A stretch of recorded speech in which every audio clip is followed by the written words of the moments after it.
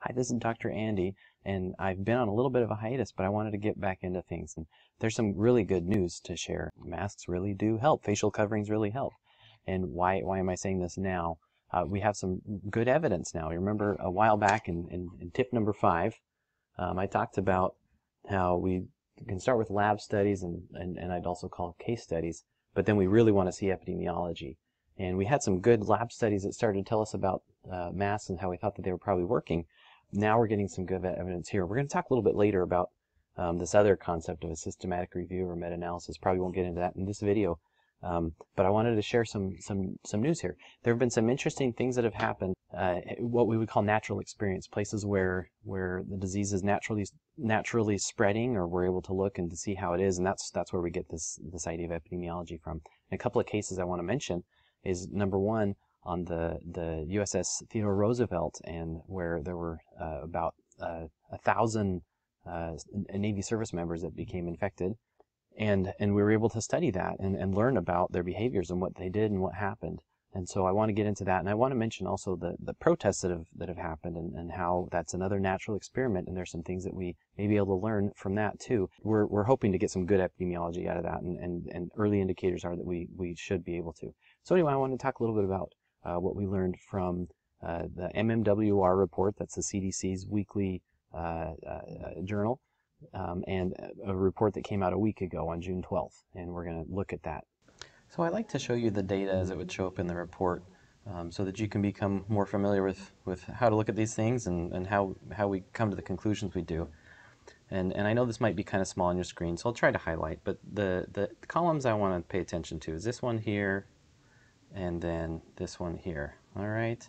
So the key number. Let's look at face covering use. So they looked at what happened with face covering use. Basically, there were over 1,000 people that got sick. They were able to.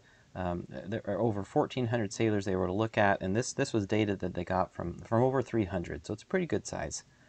And for those that had face covering use, there's this number here that we want to look at, 0.3. Okay.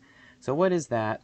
This number is what we refer to as the odds ratio, relative ratio, or sorry, risk ratio, sometimes called the relative risk. That's the number.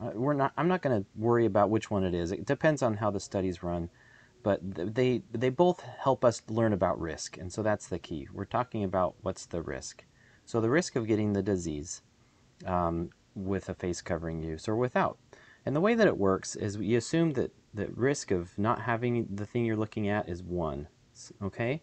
So if the risk of not having a face covering is 1, and then this number here was 0.3. So the risk of having COVID-19 if you're using a face covering becomes 0.3. All right? So basically you could say it's only 30% of the risk. Now another way that I like to look at this is say, well, how much does that reduce our risk? So 1 minus 0.3 means 0.7, or a 70% reduction. Now, the thing that to me is so crazy about this, or so great, is that this wasn't looking at how it reduces risk of everyone around this person. It was how it reduced risk of that person. And so a 70% reduction in risk for the person that wore a face covering. That's great. So, Dr. Andy, you're telling me that by me putting this thing on, I reduce my risk of getting the disease by 70%? Yeah, according to this research, that's what I'm telling you.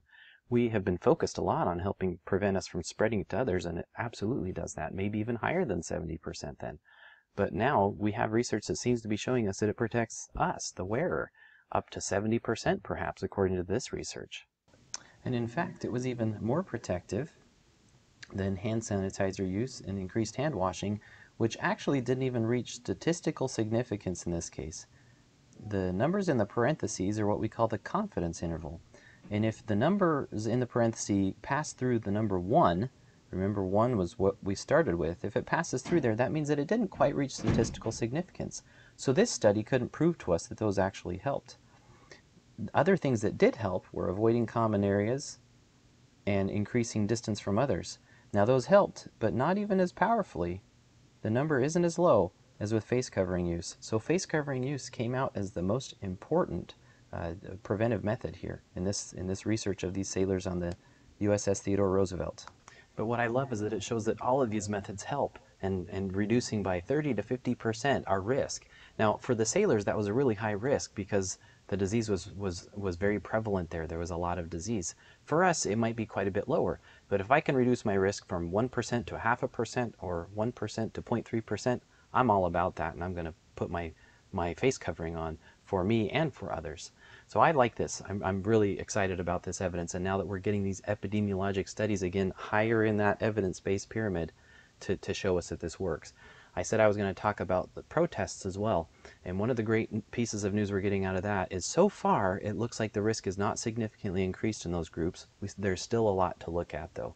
So if that's the case, it could be because of a couple of factors. One, they're using face coverings for the most part by large numbers in these groups. So that could be helping out a lot. And the fact that it's outdoors. They may not have that social distancing as well, but this could be great news. This could be the sign that the facial coverings really will be the most important factor, and that will help us get back more and more to our what seems like a more normal type of living. So some good news that I think we have to look forward to. There's some not good news too, and I'll cover that in another section. And I'm also going to talk, like I said, about let me grab my notepad here, the systematic reviews and the meta-analysis up here at the top, what we oftentimes consider to be the top of this pyramid, and some more research that talks about face coverings and some of these other protective measures. All right, so that's what I have for you today. So again, this is Dr. Andy. I enjoy trying to make the world a better place by teaching you public health.